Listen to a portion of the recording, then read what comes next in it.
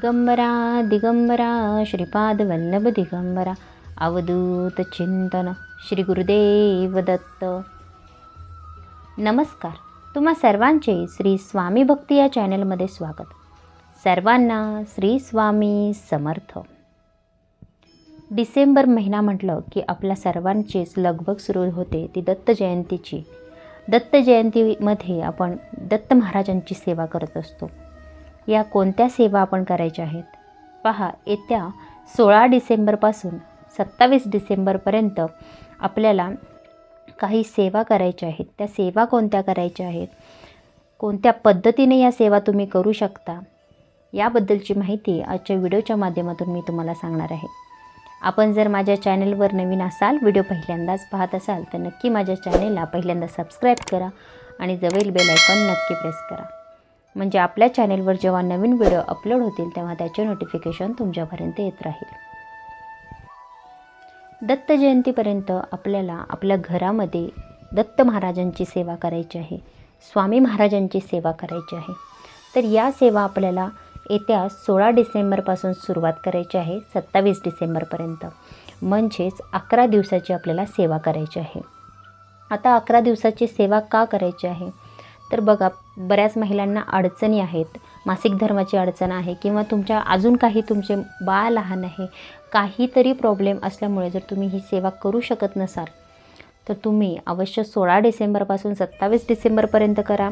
किंवा हा व्हिडिओ आजपासून जर बघायला सुरुवात केला असेल, तुम्हाला आत्ता जर हा व्हिडिओ माझा पाहिला असेल तर तुम्ही उद्यापासून आजपासून या सेवेला सुरुवात करा. कारण दत्त जयंतीपर्यंत आपल्याला 5 पारायणं असू द्यात, 7 पारायणं असू द्यात, 11 पारायणं असू द्यात, 21 पारायणं असू द्यात, ह्या आपल्याला पारायणं करायचे आहेत. आता पारायण कोणतं करायचं आहे तर श्री स्वामी चरित्र सारामृत या ग्रंथाचे आपल्याला पारायण करायचं आहे. 16 डिसेंबरपासून जर सुरुवात करणार असाल तर 27 डिसेंबरपर्यंत तुमचे 11 पारायणं होतील. म्हणजेच 1 ते 21 अध्यायाचे आपल्याला पठण करायचं आहे रोज. 16 डिसेंबरला सुरुवात करा, 27 डिसेंबरपर्यंत तुमचे 11 पाठ होतील. 1 ते 21 अध्याय जेव्हा आपण वाचतो तेव्हा त्याचा 1 पाठ होतो. त्याचबरोबर तुम्ही नामस्मरण देखील करू शकता. स्वामी समर्थ महाराजांचा मंत्र जप करू शकता. 11 माळी करू शकता, 5 माळी करा, 1 माळ करा. अशा पद्धतीने तुम्ही मंत्र जप देखील करू शकता. श्री स्वामी समर्थ या मंत्राचा जप करायचा आहे. तुमच्या इच्छेनुसार तुम्हाला जमल त्या पद्धतीने तुम्ही स्वामी महाराजांचा मंत्र जप करायचा आहे. त्याचबरोबर तारक मंत्राचे रोज आपल्याला 11 वेळा पठण करायचं आहे. तारक मंत्र आपल्या सर्वांना माहीत आहे. अशक्य अशा गोष्टी शक्य या तारक मंत्रामुळे देखील झाल्या आहेत. तारक मंत्रामध्ये एक मानसिक समाधान आपल्याला लाभते. तर घरामध्ये तुम्ही रोज 11 वेळा तारक मंत्राचे पठण करू शकता. कारण आपल्याला या सेवेमध्ये दत्त महाराजांची जास्तीत जास्त सेवा करायची आहे. आपण जे काही पारायणं करणार आहोत, जी काही सेवा करणार आहोत, मग ते तारक मंत्राचे पठण असू द्या, नामस्मरण असू द्या किंवा स्वामी चरित्र सारामृत ग्रंथाचे पारायण असू द्या, ही जी सेवा आहे ती आपल्याला संकल्पयुक्त करायची आहे. संकल्पयुक्त सेवा केल्याने आपल्याला जी मनातील इच्छा आहे ती पूर्ण नक्कीच होत असते.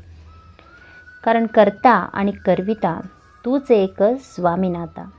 कारण कर्ता आणि करविता तोच आहे, आपण करणारे कोणी नाही. स्वामी महाराजांनी सुचवलं की आपण सर्वजणच करत असतो. जोपर्यंत आपली वेळ येत नाही तोपर्यंत स्वामी महाराज आपल्याकडून कोणतंही कार्य करून घेत नाहीत. आपण मनापासून ठरवतो की आजपासून करू, उद्यापासून करू, पण या गोष्टी स्वामी जेव्हा ठरवतील तेव्हाच या गोष्टी घडत असतात. तर स्वामींना तुम्ही निवेदन करा, तुम्ही स्वामींना प्रार्थना करा की मी करणारा कोण नाही, माझी करायची इच्छा आहे, पण तुम्ही माझ्याकडून हे पारायण करून घ्या, तुम्ही माझ्याकडून नामस्मरण करून घ्या, तुम्ही तारक मंत्राचे पठण करून घ्या. असे जेव्हा आपले बोल येतात तेव्हा स्वामी महाराज नक्कीच आपल्याकडून ह्या गोष्टी नक्कीच करून घेत असतात. दत्त महाराजांचे भक्त, स्वामी महाराजांचे भक्त हे सर्वजणच आपण दत्त महाराजांची सेवा करतो. यामध्ये आपण मंत्र जप करत असतो. त्याप्रमाणे तुम्ही दत्त महाराजांचा मंत्र जप देखील करू शकता. म्हणजेच दिगंबरा दिगंबरा श्रीपाद वल्लभ दिगंबरा या मंत्राचा जप तुम्ही 1 माळ करा, 11 माळी करा, 21 माळी करा. या मंत्राचा जप हा दत्त महाराजांचा हा मंत्र जप आहे. हा मंत्र जप देखील आपण आपल्या घरामध्ये करू शकतो. दत्त महाराजांची सेवा करून आपला जो पुण्याचा बँक बॅलन्स आहे तो आपल्याला साठवायचा आहे. जेव्हा तुम्ही या सेवा करत आहात त्यावेळेला नियम एकच आहे, मांसाहार करू नका. मांसाहार तुम्ही ज्या वेळेला आपण या सेवा संकल्पयुक्त करतो त्यावेळेला आपल्याला मांसाहार करायचा नाही. सात्विक जेवण करून आपल्याला जी काही आपली सेवा आहे ती करायची आहे. कारण सेवेचे फळ हे खूप अपार आहे. एक वेळ अशी येते की आपण काहीच न मागता स्वामी महाराज आपल्याला सर्व काही देतात आणि यासाठी आपण ज्या काही या सेवा करतो ह्या त्यासाठी करत असतो. ज्यांची इच्छा असेल त्यांनी संकल्पयुक्त सेवा करायला काहीच हरकत नाही. तुमच्या नक्कीच या ज्या काही सप्ताहामध्ये आपण सेवा करतो तेव्हा नक्कीच स्वामी महाराज दत्त महाराज त्या पूर्ण करत असतात. पण ज्यांची काही इच्छा नाही पण सेवा करायची आहे त्यांनी अवश्य या सेवा करा. कारण आपल्याला जो काही पुण्याचा बॅलन्स आहे तो आपल्याला आपल्या पिढ्यांपर्यंत 3 पिढ्यांपर्यंत 5 पिढ्यांपर्यंत साठवून ठेवायचा आहे. आपल्याला कोणतं संकट कधी येईल हे कोणीच सांगू शकत नाही आणि अशा वेळेला हे अध्यात्मच आपल्या कामी येतं. तर सर्वांनी या ज्या काही सेवा आहेत या सेवेला सुरुवात करा. जर तुम्ही आजपासून व्हिडिओ पाहत असाल आणि जर तुम्हाला पुढं जर अडचण असेल आणि तुमची इच्छा असेल की मला 11 पारायण दत्त जयंतीपर्यंत करायचं आहे तर तुम्ही लगेच आजपासून किंवा उद्यापासून या पारायणाला किंवा या ज्या काही मंत्रांना त्याचप्रमाणे नामस्मरण तारक मंत्राचे पठण तुम्ही करायला सुरुवात करा. याची नक्कीच छान अशी अनुभूती तुम्हाला पाहायला मिळेल. स्वामी तुमच्या सर्वांच्या सर्व चांगल्या इच्छा पूर्ण करोत ही स्वामींचरणी प्रार्थना. व्हिडिओ आवडला असल्यास नक्कीच व्हिडिओला लाईक करा, शेअर करा, चॅनेलला सबस्क्राईब करा आणि कमेंट नक्की करा. श्री स्वामी समर्थ.